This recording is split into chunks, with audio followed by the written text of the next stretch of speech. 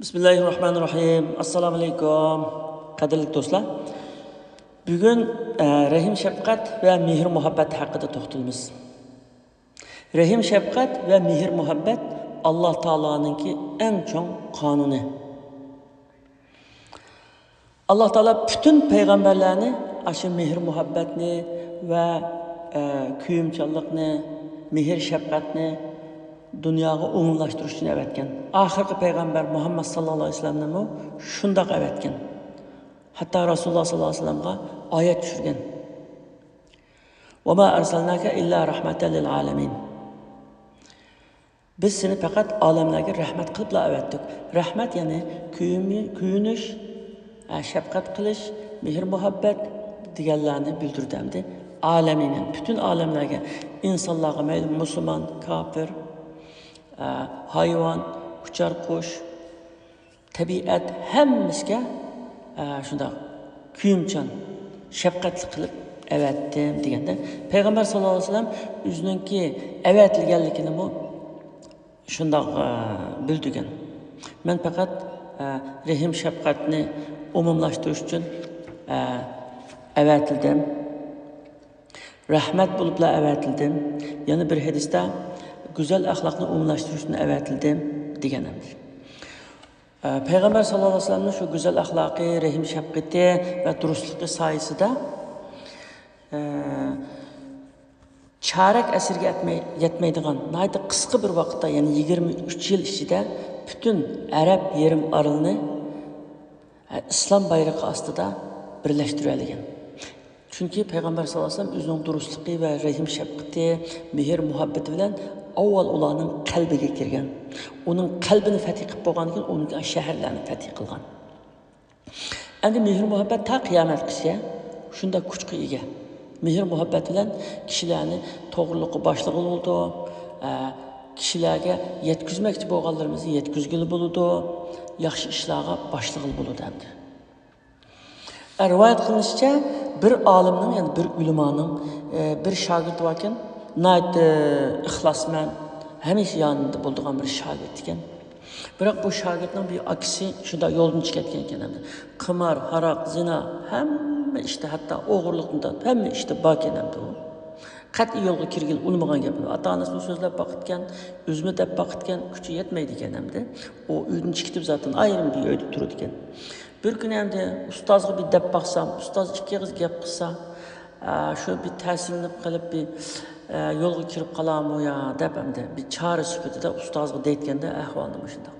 Degandan keyin hamda bu shogirdning ko'nglini yerda qo'ymasdan, "Tamam men boray, ko'rishay akamiz bilan. Adresini beringiz" deb adresini olgan. Shuni bilan boradi ekan. Borgan ekan u aksmana yaxshi qarshilaydi ekan, hayron qoldi ekan shundoq bir olimning, shundoq bir fosiq paskina, şurada paskina uyumu paskina şunda nima ekan bu ziyorat qilib kelgan qattiq ta'sirlanib ketgan. Shuni olim o'tirib billa choy ichgan, billa bir narsa yeydi ekan, paranglashadi ekan, ahvolni so'raydi ekan, dunyoning ahvolini gaplashadi ekan, uning faqat bundan nasihat qilmaydi ekanda. Shuni kechasi men bo'ldi siz bilan yetib qolay, suhbatlashib yotay deb bashad yetib qoldi ekan. O aksine qattiq xo'shallab ketgan endi buning. Şuna olan ertesi mağdıgan çağda alimniki ayağını derhal ekilip, ayağını kügüzüp, ende kapıya dep ayağını kügüzüp atkan cereyanda bunun küzünün akkan yaş ayakka tamçı dikende şunu alim bunu kürep, onu bağırga besip, kucaklap, beşini silap, özünüzge yaxşı qarang dep qap ketitken. Şunu buna oylanıp, kalbi yumuşaplık ketitgende bu adamın muamelesidir. Tamamen endi tövbe qılayman, tövbe qıtqan vaqtim kepti.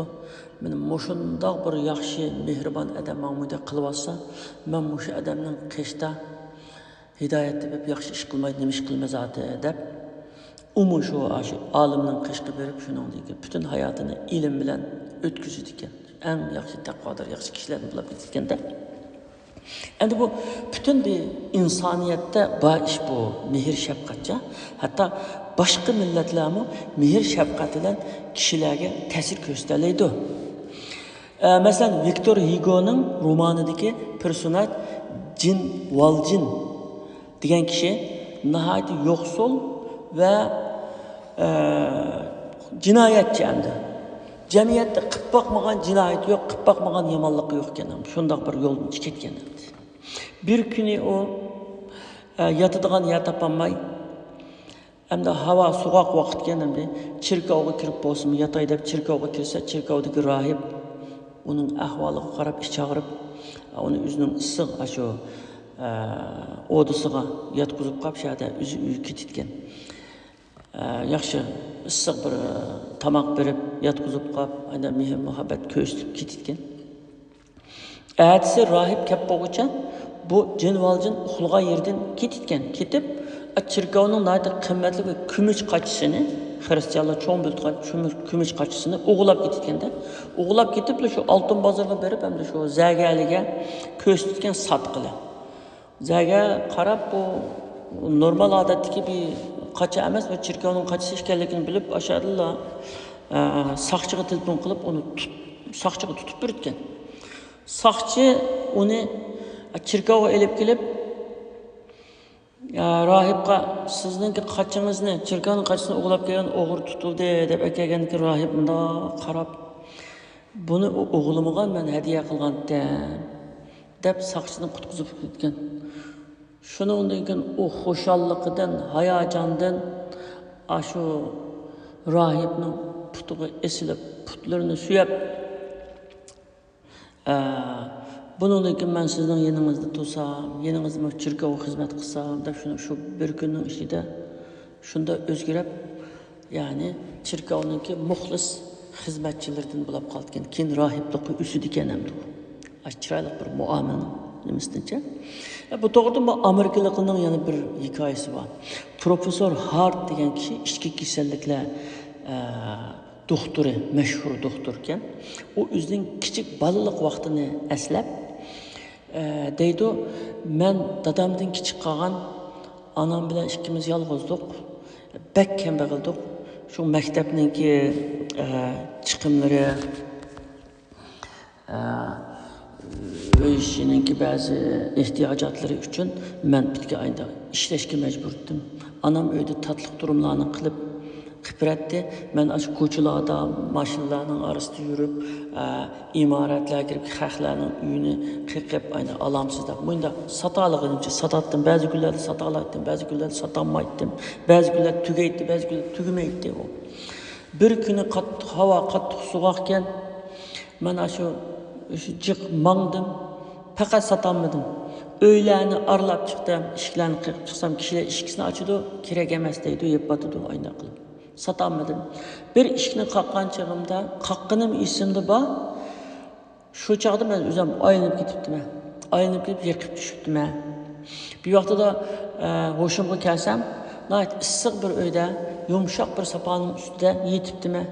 Ko'zimni ochib shunda qarasam, xuddi onamning ash o'ng inikidagi menga o'xshash ash o'ng tarafida ayna menga bor bir ayol kulimsirab menga o'g'lim aslinga keldingmi deb gap qildi. Onam shunda o'xshatib ketdi buni, biroq u onam emasdi. Shuna onamdan qopsam bir istikan ayron berdi. Uni ichib bulab, ana o'tib endi men qaytay desam ma'qul qaytqin dedi. Shuni bilan endi biz hamma narsani haliqi ayda pulga elib, pulga setib kunab qolgandan keyin andaylik bakaliq mehr muhabbat, mehr shafqatni ko'rib boqmagandan keyin so'dim.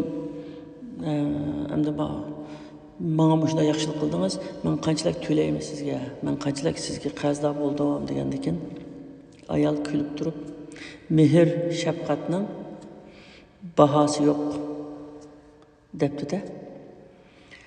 Shuni o'tib ketibdi u ishlamda.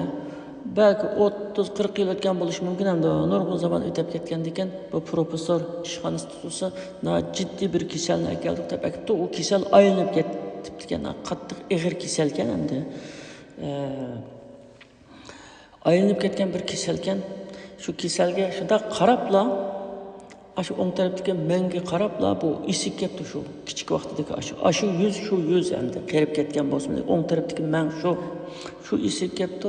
Gap qilmay kasalni doktorxonaga elib, uni bir oygacha davolabdi. nayt yaxshilashibdi bu ayol. Bak qirib ketgan ayol ekan hamda. Yaxshi davolash ishlari nayt yaxshi bo'libdi. Ham chiqadigan doktorning chiqadigan kunda bir lipopi kaptan. Mana shu fatura keladi deb kutib turayotgan vaqtdan bir lipopi kapti. Lipopini açsa onunda fatura yo'q. Biroq